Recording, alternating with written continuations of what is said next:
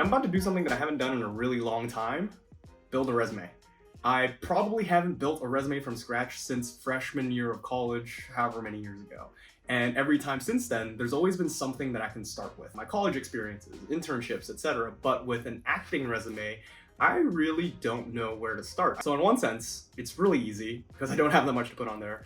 On the other hand, it's kind of terrifying, and there's definitely some imposter syndrome, but it's not even like fake imposter syndrome, it's kind of real imposter syndrome this time because I actually don't have any experience.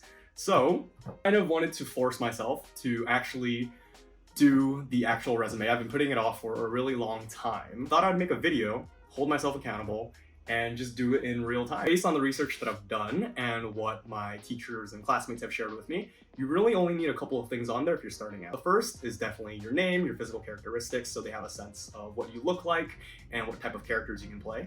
The second is any type of education or training that you've had. In my case, I've taken acting classes both in New York, and then I took an acting class online back in Boston. And then finally would be kind of any special skills that you have. So I've done some research online already for what these kind of blank templates would look like.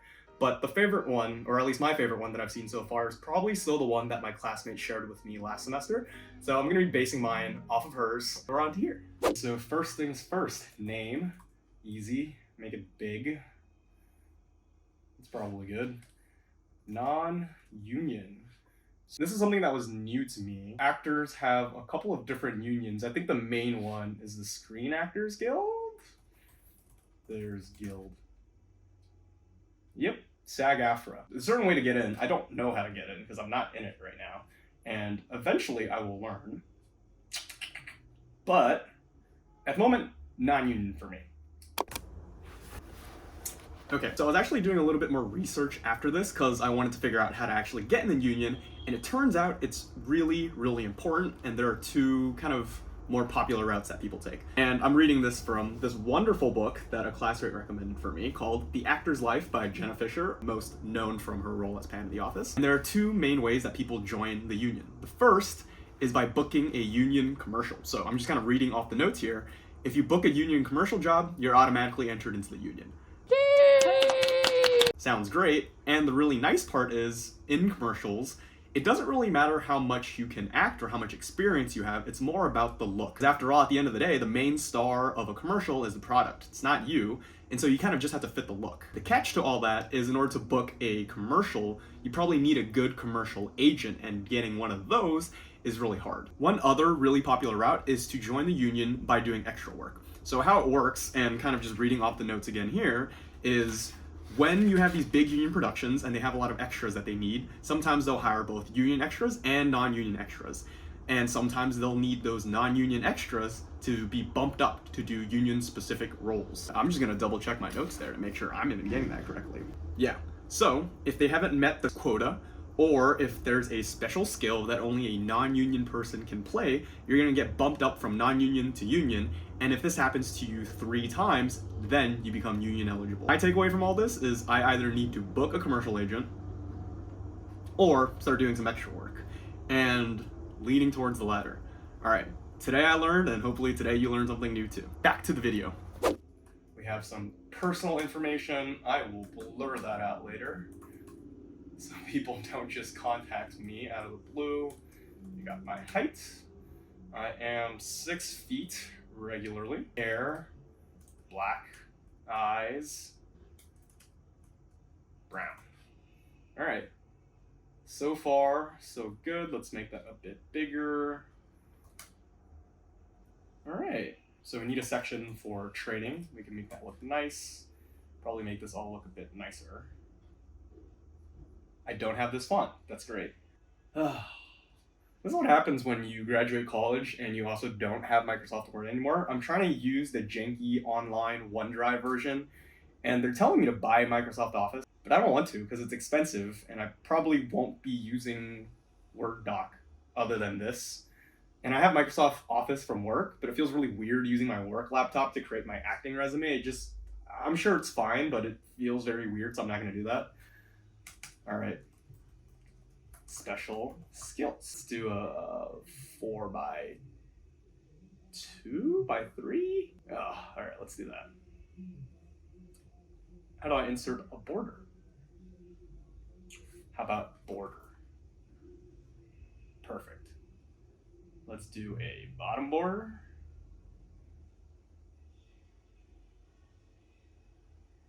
That did nothing. All right. Well, that's okay. We can figure out the prettyifying stuff later. In the meantime, I think what we want is our class name. So let's say acting technique. Probably figure out the exact names later. Have teacher's name, where I study. Probably need to put duration on here at some point. So let's figure out what that looks like. Resume for beginners.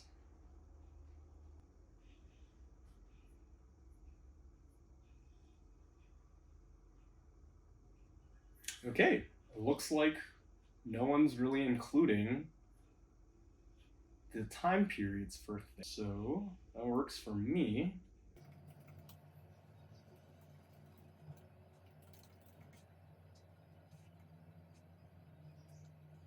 No formal theater training or anything else. Never took classes in high school, never took classes in college. So as far as training goes, that's it. So you see what I mean when I'm saying a little bit of an imposter syndrome. Right, special skills. What do I got? Actually, I do have one singular credit. And this is something that I did back in Taiwan. So a bunch of friends and I think this was my first semester, so like my first 3 or 4 months in Taiwan, made a bunch of friends through the Asian Creative Network, which was really fun. And I don't remember who came up with the idea, but we did a 48-hour film festival where we shot, directed, wrote, acted, and edited the whole thing within 48 hours. And so I have that. It's like a 5-6 minute film. It's been a while since I watched it, but that is a credit. What was I trying to do again? Paste. God damn it.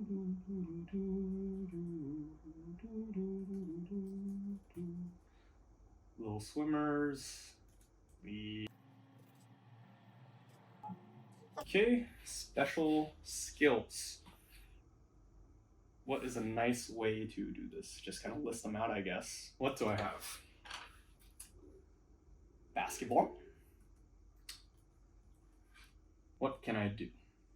Songwriting, British accent, Southern accent, moves well. I have none of those things.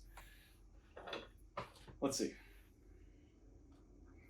Basketball, powerlifting.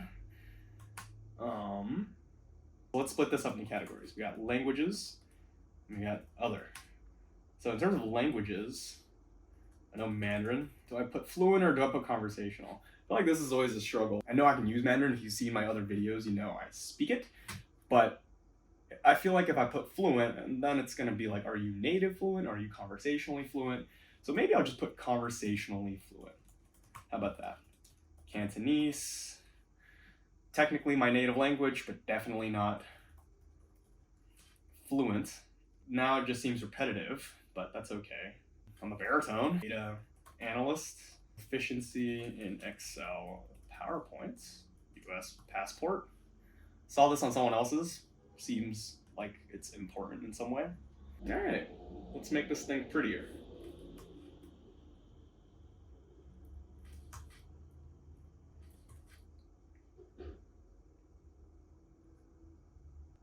I think the question that I'm trying to figure out is how you can have columns and none of the borders. So I think we go here, go to no borders maybe. There we go. Perfect. So, could probably format this a bit more, but I think that is the beginning of my acting resume. It looks so empty. When looking at a regular resume, like I switched jobs into my current job 7 months ago, probably applied for it like a little less than a year ago. And I remember trying to just stuff so much stuff on a single page because you don't want your resume to be longer than a page. having the opposite problem of wanting to put like every single bullet point and having bullet points that were super long. And now I'm looking at this and it's like starting from square one where, I mean, this is it, right? Like I don't have anywhere else to go but up. Not saying this is rock bottom, but this is definitely the beginning. And hopefully, when I redo this sometime in the future, I'll be able to add a lot more experiences, credits, and maybe skills too. I'm looking at that and it just does not seem like that much. Anyway, thanks for joining me on this journey today as I try to hold myself accountable and make this resume. It's not much, but it's a start. And thank you for helping to hold me accountable and motivate me to do this. It actually helps a lot more than you think. Have a good rest of your night.